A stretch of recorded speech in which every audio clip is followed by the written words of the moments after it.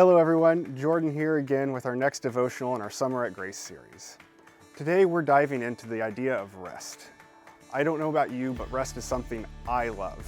I remember back in the day when I was trying out eHarmony for dating, and one of my hobbies I put was taking naps. I love to get that time of rest, some extra sleep, especially now in the season where I've got a 4-month-old at home. Boy, sleep and rest is a privilege, isn't it? And so often we can get caught up in this idea of, oh, rest is something I deserve, or I've worked really, really hard, so now I get to rest however I want. Or rest looks like disengaging instead of maybe engaging in something more fully.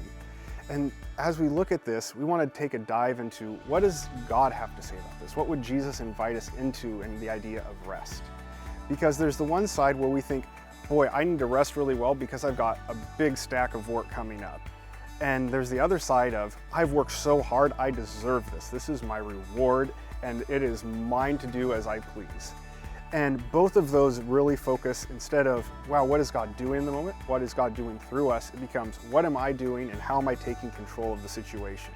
I don't know about you, but control feels about as opposite to rest and needing to control things. There's something about it, not very restful. And so when we look at the Bible, one of the beautiful things they describe and show for rest is it is an immense and practical means of trusting in God. Whether it's, oh no, I've worked really hard, I better grab control of this and rest how I think I should, or it's the side of, I've got a bunch of work and I better figure out how to rest really well so I can engage in that. Either way, we have an opportunity to trust God.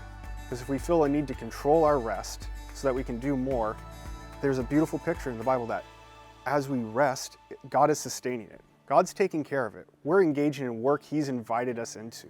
And so He doesn't need us to sustain it and keep it going, so we can enter into the rest He has for us outside of work.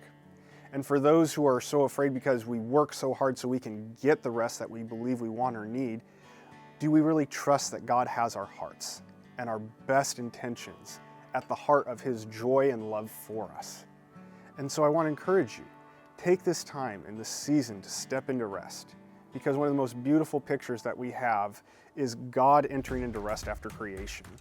And the picture is not Him detaching from what He's done. It's not Him taking a break. It's not Him being exasperated at what He's done, being like, boy, I have to just get away from here for a while. No, what it is He's coming in, fully inhabiting the place that He has worked so hard to create and set up and engage with. Because rest is really engaging deeper with the purpose of why we work.